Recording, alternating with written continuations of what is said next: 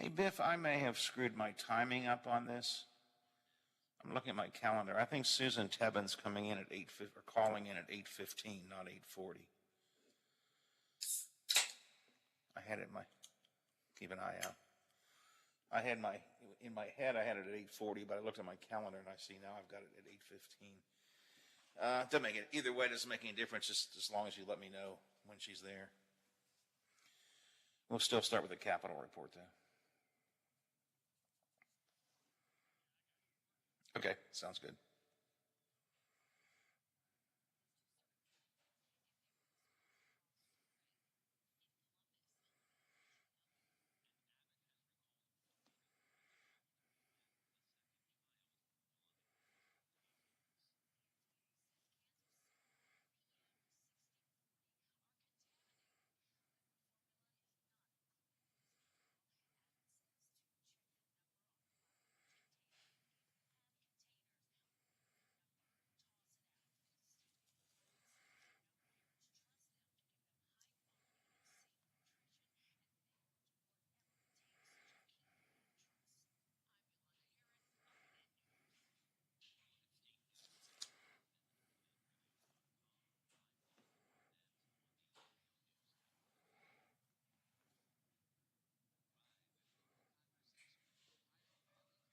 Here on the Watchdog Morning Show with Howard Monroe.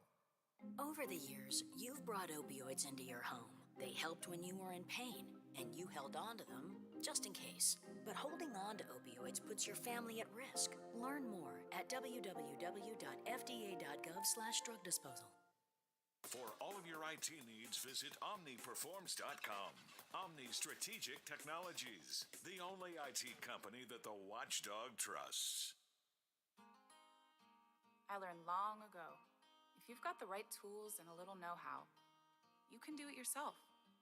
And no wall of mine's gonna get some dime a dozen paint. Pittsburgh Paints and Stains.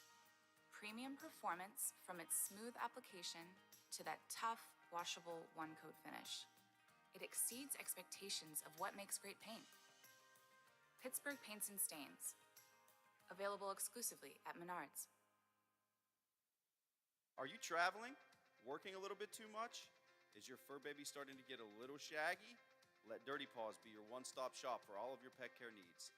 Stop in and see us at 202 18th Street or give us a call at 304-639-7754 to schedule your appointments for dog grooming, doggy daycare, and dog boarding today. Introducing our new redesigned 7 News app. Our new app features a sleek, modern design, an easy-to-navigate home screen with quick access to local news content, and a localized weather forecast. Subscribing to notifications is easier, and with one tap, you have access to recent push notifications. There are more ways to watch and find video. To get the new WTRF 7 News app, just update the latest version or download the WTRF 7 News app in your Apple or Google Play Store by searching WTRF. We are compassionate. We are focused. We are confident. We are dependable. We are resilient. We are skilled. We are empathetic. We are knowledgeable. We are respectful. We are here. For you and your family. We are close to home. We are WVU Medicine. Wealthy special interests have spent years rigging the tax code in their favor, leaving the rest of us behind, and now they're asking for even more. House Bill 4007 would blow a $265 million hole in our state budget, jeopardizing funding for schools and health care, making much-needed improvements in child care, affordable college, and paid leave impossible, all to give another big tax cut to the richest people in our state. Tell your state legislators reject HB 4007, paid for by the West Virginia Working Families. Stand by. You're back to live and local programming in moments on the Watchdog. Hello, everyone, from the Watchdog. I am the storm tracker Darnell Foster with a look at your local weather forecast for your Tuesday. Mostly cloudy skies with a daytime high around 56 degrees. Mostly cloudy through the overnight with a low near 36. Plenty of clouds around for your Wednesday. Temperatures stay on the mild side in the mid to upper 50s. Have yourself a great day, everyone. From the Watchdog, I'm Darnell Foster. The views and opinions expressed on the following program are not necessarily those of this station or its sponsors. Today is National Dr. Seuss Day. To celebrate him and the love of reading, it's also National Read Across America Day. I am Sam. Today, it's Dr. Seuss Day, also known as Read Across America Day. Sam I am. March 2nd. Do you like green eggs and ham? I do not like them, Sam I am. I do not like green eggs and ham. Happy birthday, Dr. Seuss. It's showtime.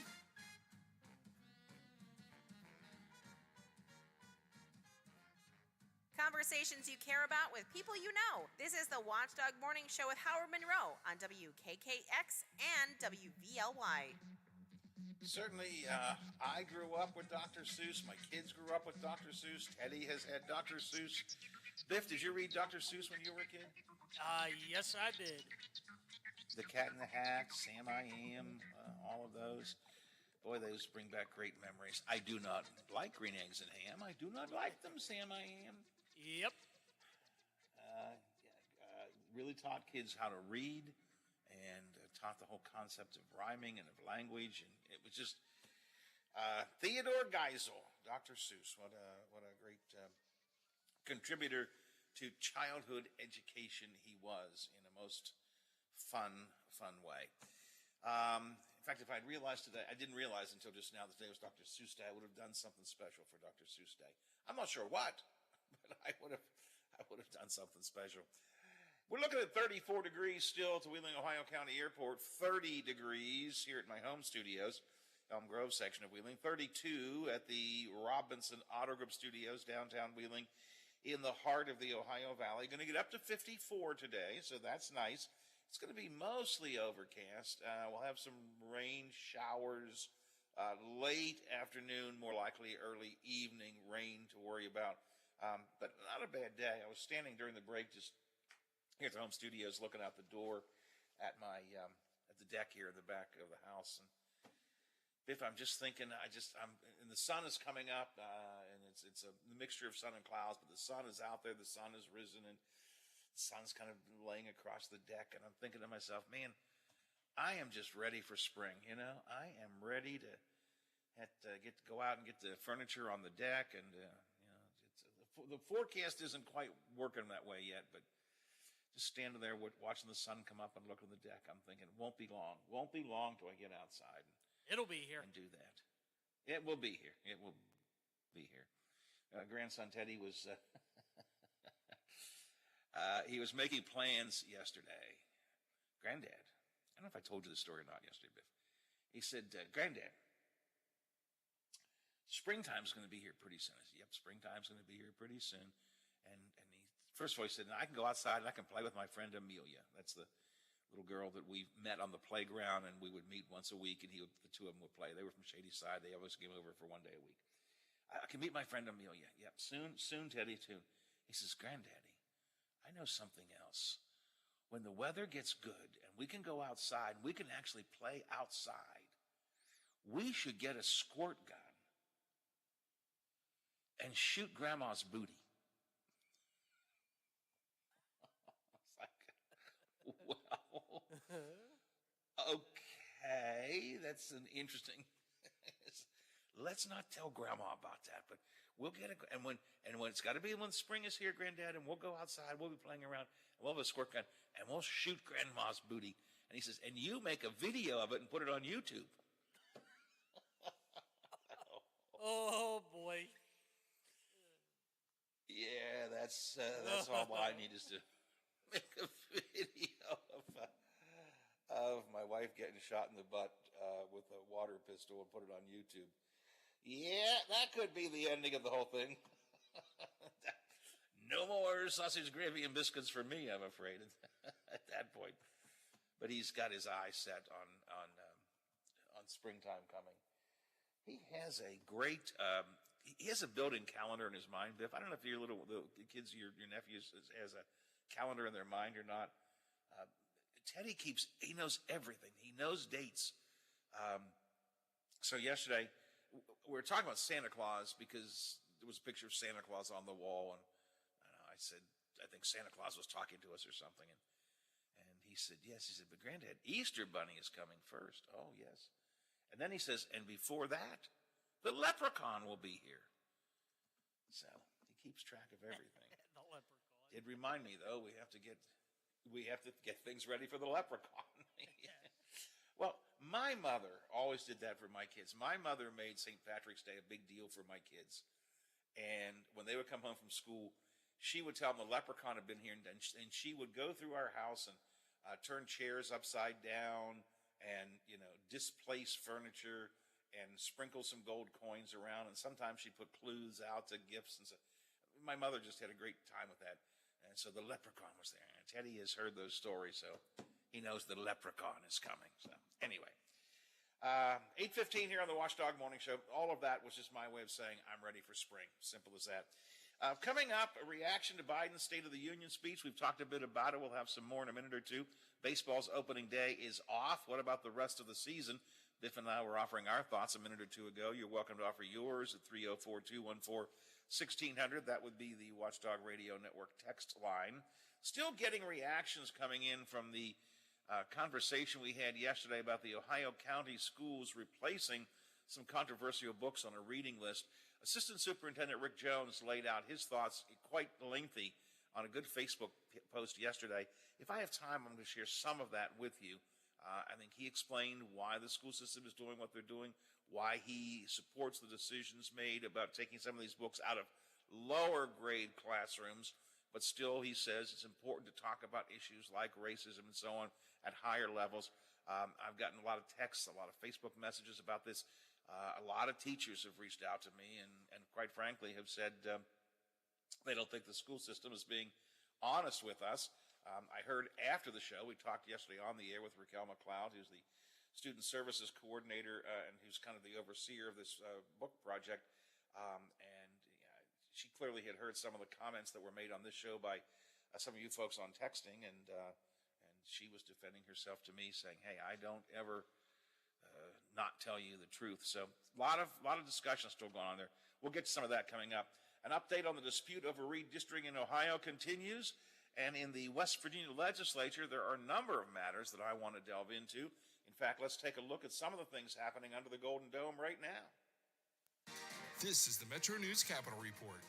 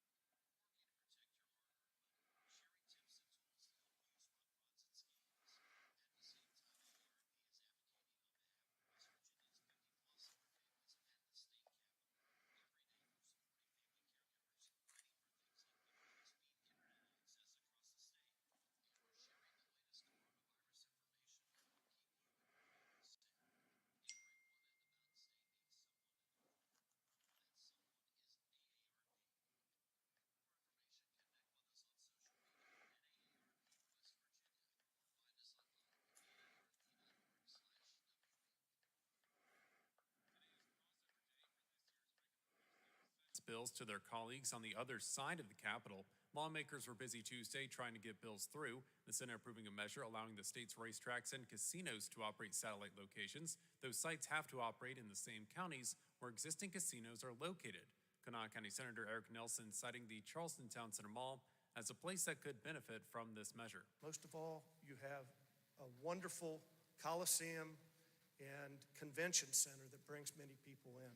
Meanwhile, the House of Delegates passing bills related to the coronavirus pandemic. One such measure, House Bill 4012, would forbid government entities, colleges, and hospitals from requiring proof of COVID-19 vaccination.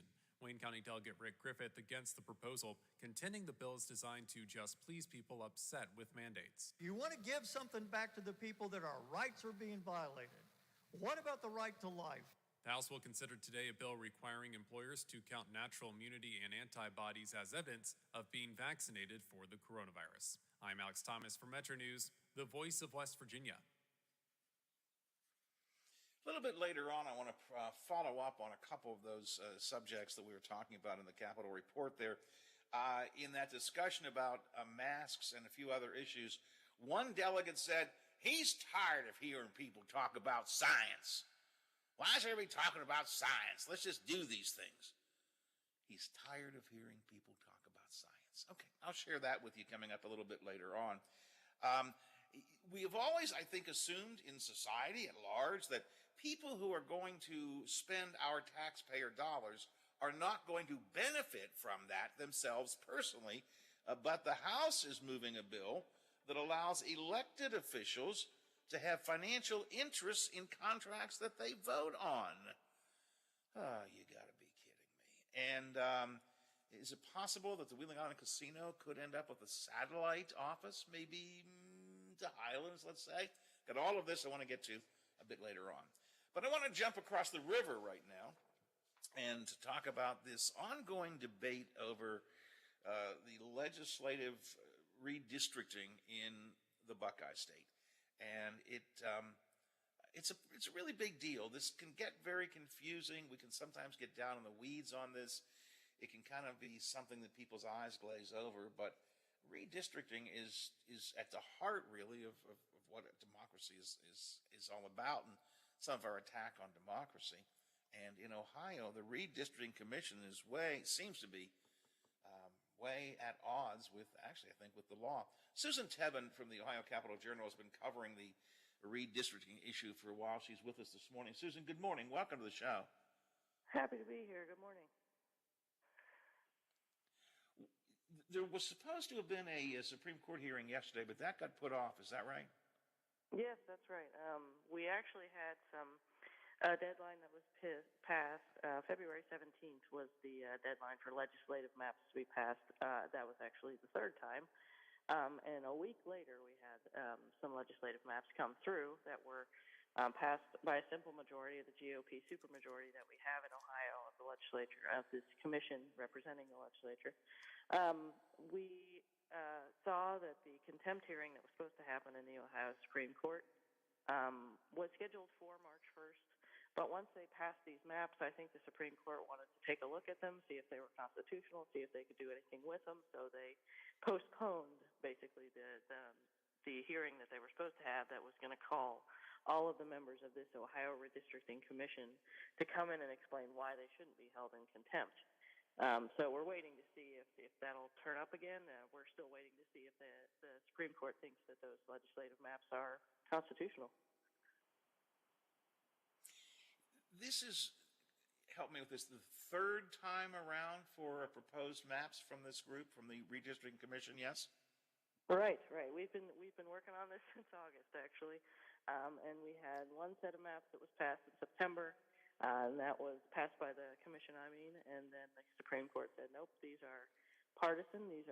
There's a specific provision of the Constitution that says that the maps can't unduly favor or disfavor a political party, and we saw they favored the GOP more than they should based on statewide election results. So they got sent back, and so the legislature went back to the drawing board, and basically what they did was take the maps that had been struck down and revise them a little and send them back.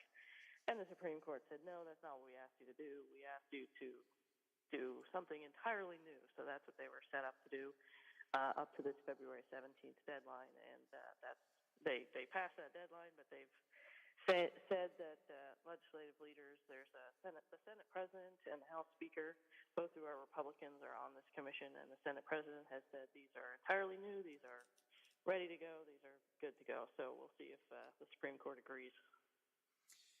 We were talking with David DeWitt earlier this week about this issue, and one of the points I want to make to the listeners is that redistricting is not just let's get a map and draw some lines.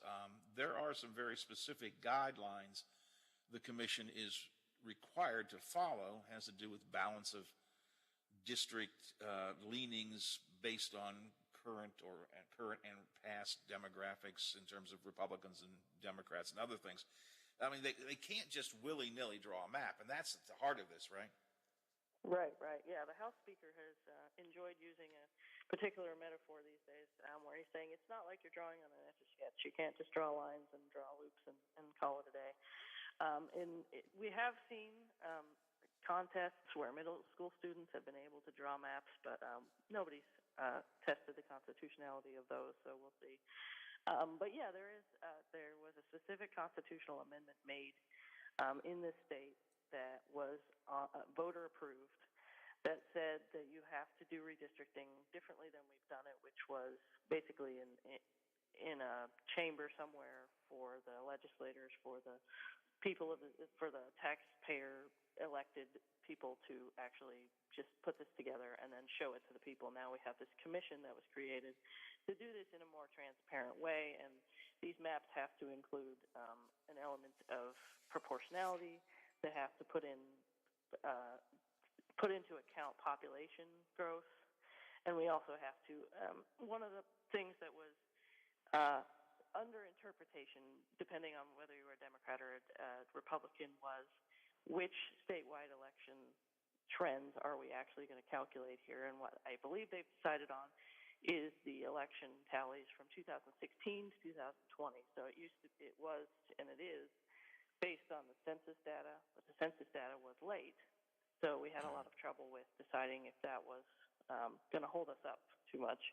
And now we've decided this is going to be the election preferences for the voters in Ohio from 2016 to 2020. So that's a lot of what they're basing it on, plus population growth, plus census data of other kinds. With all of these questions around the maps, including perhaps a constitutional question about it, what's the likely impact on the upcoming May elections? I mean, are they going forward as predicted? What districts are going to be used? Is the assumption just that between now and Election Day, something will get worked out? You know, there's a this is not just philosophical. There's a practical side of this, and the clock is ticking. Right. That is an amazing question that everyone is asking these days. We're seeing, so the Secretary of State is also on this redistricting commission, and he has been just pleading and pleading for them to figure this out, even though he's voted for these unconstitutional maps every time they've come across. So he's been pleading for us to get a resolution to this stuff. We also have congressional maps that literally this morning I'll be going back to the State House to hear if they're going to pass some congressional maps. But we already have impacts on the primary. Candidate filing deadlines, other administrative deadlines have already passed for the May 3rd primary that we have coming up. At one time, the Secretary of State was sending out a directive to county boards of elections to say, don't even include the legislative races because we haven't figured out these maps. Now that we've passed this legislative map in the redistricting commission, he said, okay, use the legislative races in these ballots. But the problem with that is the Supreme Court has not said those are still facing challenges, though, right? Right, exactly. The Supreme Court has not said that those are okay, and we have objections coming from the people that sued originally to say that these maps are unconstitutional for the same reasons that they sued before, which is these are too partisan of maps. They do not reflect the voters of Ohio. So there's questions about whether he was right to do that, to say, yeah, let's go forward with these maps. I think he was just in a rush. So we'll see how that goes as well. Is it conceivable the election would be delayed? Yeah, that's very conceivable. The thing about it is the General Assembly here is the one with the power to say the primary can be delayed or the primary could be split. We've had talk about having two different primaries, doing some of the races in May and doing some of them in August. And that would be very costly. Lots of boards of elections have said, we don't want to do that. That's too much for us. However, we're running up on deadlines, so we're looking at doing everything in a double time kind of schedule. So the General Assembly and the Senate President and the House Speaker have said they don't have the support that they need to move the primary, and they're the only ones that can do it. But you have statewide electeds like the Secretary of State saying, unless something major happens here, we don't know how this May 3rd primary is going to work. The Secretary of State is encouraging the clerks to go ahead and prepare based on the current map that may face rejection from the Supreme Court. But he's saying go ahead and use these legislative divisions. I think I'm correct about that. All right, so let's assume they do that, and somewhere down the road, Supreme Court says no, those aren't right. Doesn't that open the state up to some kind of horrific suit, or open it up to, God help us, a Trumpian kind of claim that the election is invalid, something of that nature, if they do move forward with? Yeah, we're ripe with constitutional crises in Ohio, I'll tell you. The problem with this is all completely new. Like I said, we just had this amendment put into place, so we're all testing this out literally for the first time. So yeah, you could see definite problems with this wasn't valid because these districts weren't approved yet. So you're walking a fine line and risking a lot. You should go to your West Virginia casinos and try to test this out on the odds, because we really don't know what's going to happen here. One of our sponsors is FanDuel. Maybe FanDuel will take the bet. See if we can place a bet on that. They would be the only ones, I think. A lot of outside groups, or several outside groups, have made their opinions known on this. I saw a piece you wrote about this yesterday in the Ohio Capital Journal. Several outside groups are now saying they think enough is enough, basically, right? Yes, basically. And they've been saying this all along. Number one, the partisan issue. We're not following the statewide election results because they're not saying. Basically, one of the maps said that the GOP should have 80% of the seats in the legislature, in the General Assembly, which is not the way it was. We're looking for basically a 54-45 split is what the Supreme Court has asked for, and that's what the outside anti-gerrymandering groups, the ACLU, the League of Women Voters, have all said that seems fair to them. So and the other thing that you're seeing and that they're arguing, the anti-gerrymandering groups are saying you're splitting communities, like the black communities, the minority communities, all these communities that together represent voting packs and represent the power that they need to be able to make change in the state. And what the maps are doing is splitting Hamilton County, which holds Cincinnati, and splitting Cuyahoga County, which holds Cleveland, and all these communities that have these pieces to them that would like to be voting blocks because they would like to see their votes matter and their voices heard. The requirements are to reflect an actual balance of Democrats versus Republicans. And so I don't have the numbers. You could share them if you want to, but I think it's like 54% Republican and 40-some% Democrat counties or districts. But part of the issue here is, there are Republican counties and then there are Republican districts, then there are Republican districts. If I understand the stories you've written about this correctly, the Republican districts seem to be good, solid, absolute Republican districts. The ones they're counting as, quote, Democrat districts are at least leaning more towards toss-ups, right?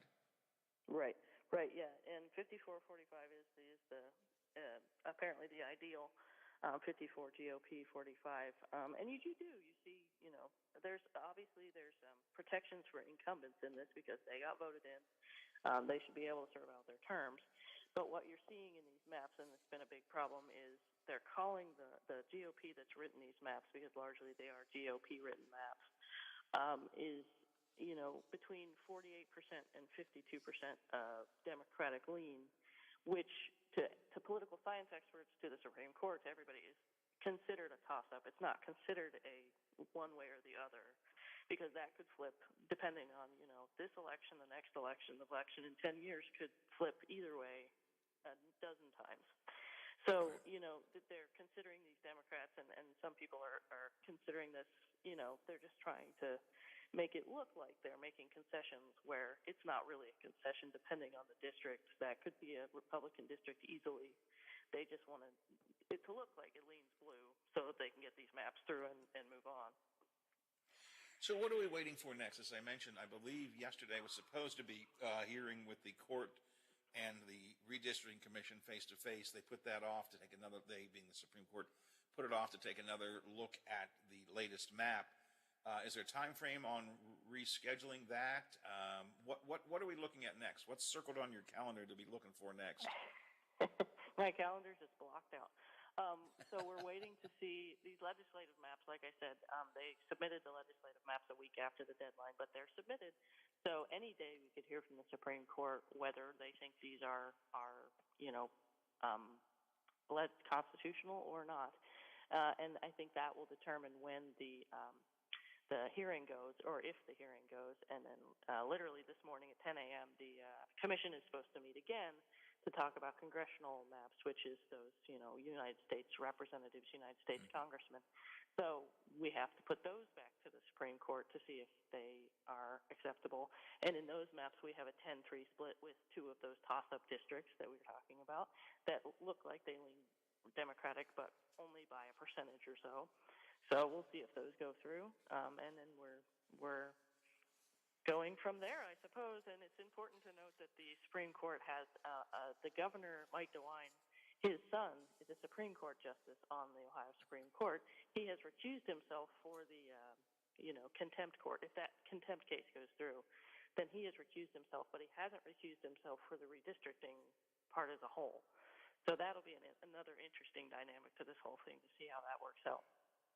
Well, last thing I wanted to ask you was that you touched on it briefly there. So let's assume the Supreme Court says these maps are unconstitutional. Is it conceivable the redistricting commission and or Secretary of State just go, well, too darn bad, we're going to use them anyways? I mean, and then what? Is that possible, and then what happens? Anything is possible in the state of Ohio, if you ask anybody. Yeah, I mean, we've already seen, sort of a precedent set where the Secretary of State says, yeah, let's use these legislative maps that haven't been approved yet. As to the consequences that would be held from that, I don't know. They may be contempt. They may be sued again. We're also looking at a federal lawsuit for the federal courts to take over the state courts' right to even deal with this legislative redistricting. So we still have that. March 7th, a judge is supposed to talk about that. So we have many different options still coming to a head here to see what happens with these districts. Susan, I appreciate the coverage you give in the Ohio Capital Journal. I read it every day, and we'll keep on top of it by reading you, and maybe we'll get you to update us again as things move along. But I do appreciate your being with me this morning. Thank you very much. Absolutely happy to do it. Thanks a lot. Thanks a lot. Susan Tebben is with the Ohio Capital Journal. I encourage your reading of that. It's one of these new online newspapers like the Mountain State Spotlight in West Virginia, sort of a nonprofit journalism effort. A lot of good reporters. Jake Zuckerman, who used to work for the Gazette, I think, in West Virginia, is now with that group. And Jake's been with us on a number of occasions. We talked to their editor-in-chief, David DeWitt, earlier this week. We had Susan on. They're good, hard-working reporters. They really know how to dig into good stories, and we're glad to add them to part of our analysis team here on the Watchdog Morning Show. Well, let's get some Ohio Valley headlines. Channel 7 has that for us, and we'll check Mr. Caridi's Morning Mountaineer report. And I got a few items out of the legislature in West Virginia I want to take a minute or two to talk about before I turn things over to the legislative watchdogs at the top of the hour. 8:38, 22 till the hour, 34 degrees at the airport. Now it's time for your local news headlines from 7 News at WTRF.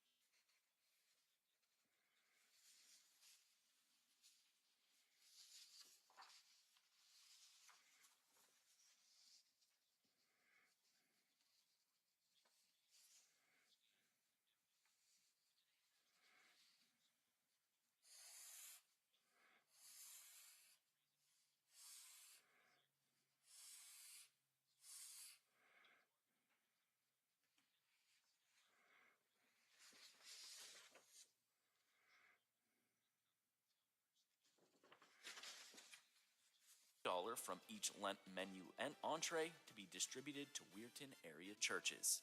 That was a look at your headlines. Have a great rest of your day, everyone.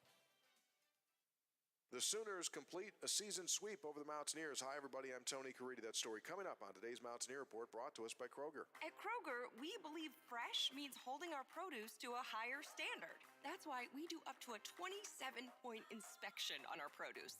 Like for citrus, we check for things like scarring and sunburn. Yep, oranges can sunburn, and we'll make sure you never see it. In fact, we only allow the best oranges, lemons, and grapefruits to reach our shelves. Because when it comes to fresh for everyone, we believe the juice is worth the squeeze. Kroger, fresh for everyone. 42 million Americans struggle with hunger, yet 35% of the food in this country is wasted. Those aren't just numbers, they're our neighbors, your daughter's friend from school, the family of 4 next door. The Kroger Company's Zero Hunger, Zero Waste Foundation is committed to making fresh food accessible to all by ensuring it never goes to waste. Together, we can help end hunger. Learn more at zerohungerzerowastfoundation.org. It was a long night in Norman for the Mountaineers as West Virginia falls to the Sooners by a score of 72-59. West Virginia began the game absolutely frigid from the field. WVU at one point in the opening half missed 17 consecutive shots and ended the half shooting just 22% from the field on 8 of 36. And despite all of that, WVU still went into the locker room only down by 4 points, 28-24. In the second half, West Virginia's shooting drastically improved. They went from 22% from the floor to 60% in the second half. But, and this is a big but, West Virginia's defense, which has been porous all season long, allowed Oklahoma to shoot 63% from the field, and the Sooners converted 10 of 13 free throws in that second half to win this game 72-59. The defeat for WVU drops the Mountaineers to 14-16 overall and 3-14 in league play. It was a cold shooting night for West Virginia's 2 leading scorers.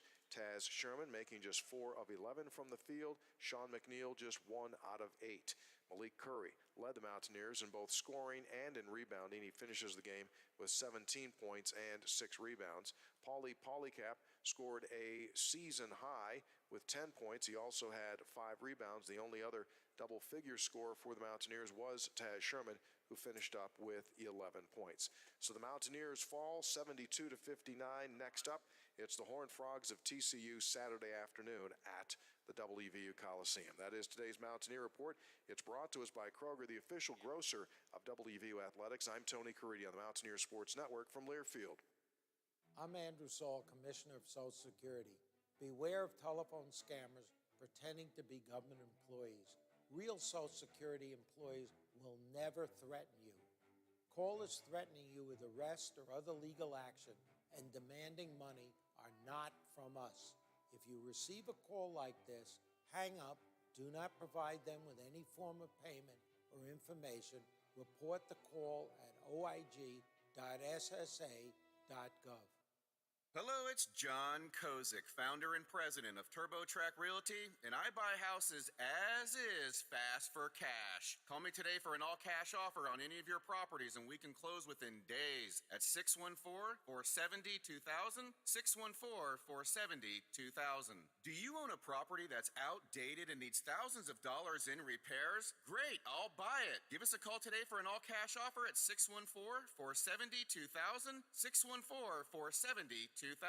Would it be convenient for you if you could simply take what you wanted and leave the rest behind? Great, I'll buy it. I buy all types of real estate completely as is. I buy vacant properties, inherited homes, divorce situations, death in the family, apartment buildings, rental portfolios. I even buy my tenant won't pay me the rent houses. Call TurboTrack Realty today for an all-cash offer and speak with one of our friendly staff members at 614-470-2000, 614-470-2000. The Mountain East Conference basketball tournament is back at Westbanco Arena in Wheeling, March 2nd through the 6th. Tickets are on sale now. All session adult seats start at $72. Visit westbancoarena.com for tickets or mountaineast.org for tournament info. And you can follow the entire tournament live online at mountaineast.tv or wvmetronews.com. The Mountain East basketball tournament is presented by the Health Plan and brought to you by the Wheeling Convention and Visitors Bureau, Ogilvy Resort, and Main Street Bank.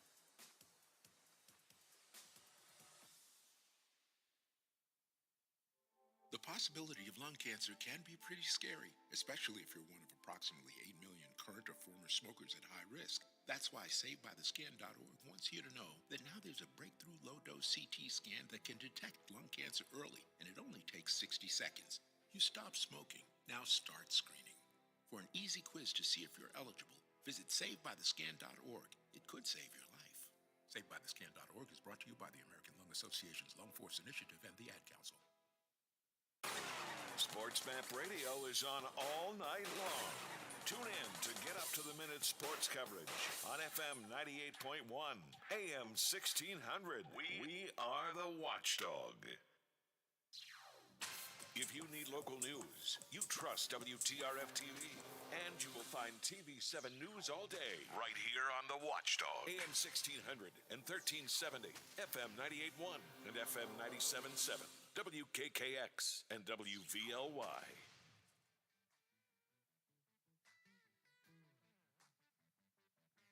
He has his say. You can have yours. Text us or call us and join the conversation. This is the Watchdog Morning Show with Howard Monroe. Well, we've certainly been all over the field this morning. Reaction to the State of the Union speech last night. I think the president had a lot of very positive things to talk about. I did not think he did a good delivery of his speech. I thought he was halting, and I thought he was, quite frankly, wearing out at the end. I know I sound like the people on Fox News when I say that, but I really was discouraged by the way he presented the speech. Although, to be honest, most of what I've been reading this morning does not reflect that opinion. I'm reading a lot of polls that are out and folks who have said they thought he did a good job and so on. I thought the issues he talked about were good.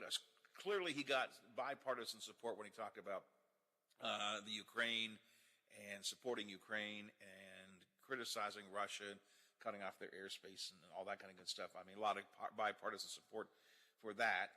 But I thought his, I don't call it move to the middle. He's always been a center-left person. Talking about, for example, he says, we do not want to defund the police, which is a point that I have made over and over again. We may want to make sure that police officers adhere to the law as well as enforce the law. We may want to make sure that people who break the law, including law officers, are held accountable. But we don't want to defund the police because 99% of cops are good people. And I think it was good for the president to make that point. We do not want to defund the police. We want to fund the police. That's a quote from him. And he was, I think, basically saying to the far left of his own base, you guys, this is not where I'm at, and this is not where America's at. So several things like that I thought were good. Talking about Buy America was good. Talking about how we can help ourselves by buying America and so on was good. But I thought the delivery was, if you have some thoughts on that, text me, 304-214-1600. We talked, Biff and I, about Major League Baseball, and are we going to see a season? We're not going to see an opening day. That's already been canceled. How long into the season will it be before we actually see a bat swung in a field? We'll continue to follow that. But I want to go over to the legislature in West Virginia for a couple of minutes, because there are a couple of stories here that I think we need to at least put on the table before I wrap it up this morning. And then the watchdogs may pick up on some of these, or they have issues of their own. I'm sure they'll talk about coming out of the legislature. First of all, one that I think has a possible direct impact here in the Upper Ohio Valley. The state Senate yesterday passed a satellite gambling bill. It would allow the existing racetrack casinos, like Wheeling Island, to establish a satellite location in the same county where the existing casino is located. Now, they talked about this a couple of years ago. The House passed it a couple of years ago. The Senate did not. In our area, it would mean that conceivably Wheeling Island Casino could say they want to put a satellite casino. The Highlands would be a logical place, I would think. It was speculated a couple of years ago that might be what they had an interest in doing. So under this SB 100 passed by the Senate yesterday, the existing casinos could establish a satellite location provided that it goes to a referendum of voters. We, the people of Ohio County, for example, if the Island Casino were to, and let me quickly say, I've not heard anybody say they want to do this, I'm speculating here, but if Wheeling Island Casino would want to put a satellite operation someplace like the Highlands, they would have to go to the voters. We, the people, would have to approve that referendum. And the other thing, an amendment put into the bill by Ryan Weld from here in the Northern Panhandle will prohibit them from closing anything they currently have. In other words, if you want to put a satellite casino someplace, this is not true just of Wheeling Island, it's true of all the racetrack casinos in the state. If you want to put a racetrack casino satellite somewhere like the Highlands, if the voters approve, you can do it. You cannot close down any of your current operations. In other words, you can't say, well, we're not going to have as much casino operations here because now we're going to do it at the Highlands. So is that something Wheeling Island wants to do? Have no idea. It still has to go to the House for approval. The Senate passed it yesterday. It still has to go to the House for approval. I think it may be up for a vote today. Almost has to be, come to think of it, because today is crossover day. House would have to approve it. Now, the House did approve a similar bill like this a couple of years ago, but the Senate didn't. Now, this time the Senate's approved it, and it goes to the House. So when you hear some talk about that bill throughout the day today on Metro News, which you'll hear at 1:30 every hour during the day, keep in mind that that bill could have impact here in the Upper Ohio Valley. Again, maybe not. Maybe the Wheeling Island is perfectly content where they are. Now, the House of Delegates yesterday passed two bills having to do with COVID. House Bill 4012 would forbid government entities at the state or local level, hospitals, schools, and so on, from requiring proof of COVID vaccination as a condition for entering. You could not insist that people prove they're vaccinated before they enter. And indeed, and I want to get to the second point in a minute, the bill encourages people who believe they're harmed to sue. The bill would prohibit government entities at the state or local levels from asking for proof of vaccination. If you feel you have been aggrieved, you are encouraged to sue. That's one bill. Another bill the House passed yesterday would prohibit any mask mandates or COVID testing mandates in any school here on out. The school system also could not force anyone to quarantine or to isolate without a positive test. So the bill passed by the House bans mask mandates anywhere. These bills deal with two things I've talked about a lot. Number one is their desire by these legislators in Charleston to simply take control away from local governments, to take away the ability of local school boards, local city councils, local boards of health, local county commissioners to have any authority or sway. They want to consolidate it all into themselves, and these bills are a perfect example of that. And it continues the anti-science attitude of this GOP legislature. And if you don't believe me, listen to one of the key sponsors of this bill. Roger Conley, a Republican delegate from Wood County, says, are you ready for this? He's sick of hearing people talk about science. I'm sick of people talking about science. What science are you talking about? You show me a scientist that says masks work, and I'll show you a doctor who says that it doesn't. This is not hardcore science. This is political science. Masks don't work. I'm quoting Roger Conley. Well, let me explain something to you, sir. Not all science is equal. I can find people who believe the earth is flat. I could get them to come on this radio show and tell us why the earth is flat. And yet we know the earth is round. Not all science is equal. Just because you find a doctor, a nurse, an idiot who believes that masks don't work, doesn't mean that countermands all of the other folks who say it does. He's sick of hearing colleagues talk about science. That is just, I can't help but think that'll be another little gem that'll show up somewhere in the late night shows. In West Virginia, one of their leaders has said they are tired of people talking about science.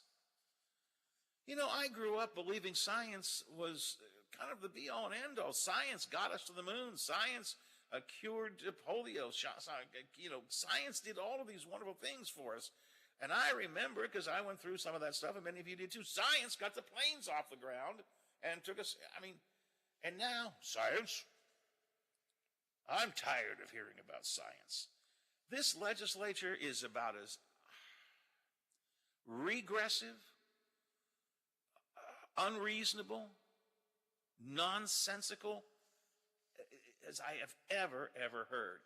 And here's another one that just makes me go, you gotta be kidding me. Why?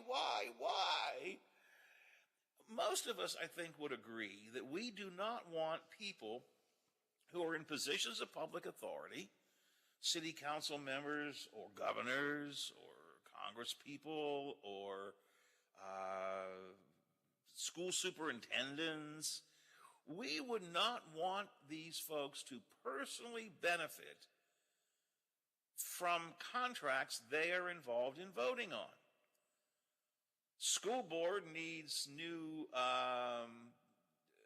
blackboards. No, needs blackboards. School board needs new desks for all the classrooms at Wheeling Park High School. They don't. I'm just making that up.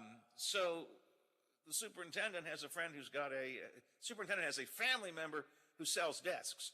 Should the superintendent be allowed to vote on that? No. All of us know that. You don't allow people with financial interests to spend taxpayers' dollars that would benefit them personally. And yet the House of Delegates right now is advancing a bill that would allow county commissioners, county officials, county school system leaders, principals, teachers, they could have a financial interest in goods or supplies over contracts they influence or control. And even scarier, once they've issued those contracts, they could then go out and buy into the company.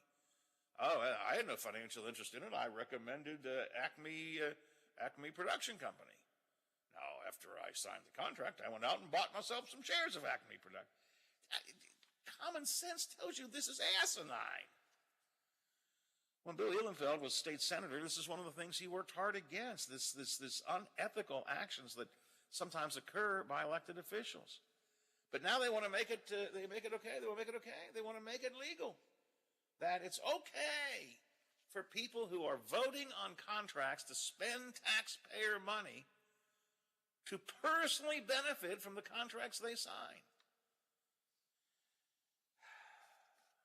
The House Government Organization Committee took it up yesterday, took it up last week, and advanced it without any discussion. Literally 60 seconds in the committee. 60 seconds. Nobody asked any questions. Nobody offered amendments. They just moved it along. Again, probably up for a vote today in the House simply because today's crossover day and it has to get out of the House in order to be approved. This session, God help us, just please let's get out of this session before any more damage is done, because they've done so much damage already. It is unbelievable. Thank God some people are at least speaking up. They have no power, but people like Lisa Zukoff and Sean Fluharty are at least speaking up and making their points. Maybe somebody is listening somewhere. They don't have votes to make a difference, but at least they've got a voice to be heard. Little rant there. Sorry about that, but it's driving me crazy. All right, my friends, maybe more of this with the Watchdogs. I don't know what they've got coming up. I know they are coming up, and I know that I got to get out of here. However, Biffy, I'll be back tomorrow morning, 7 o'clock, when they go around to the big gig. Are you back with me? I am here for a Thursday. We will keep on doing it until we get it right. That could be a long time. Indeed. The Watchdog is FM 98.1, AM 1600 WKKX Wheeling, FM 97.7, AM 1370 WVLY Moundsville.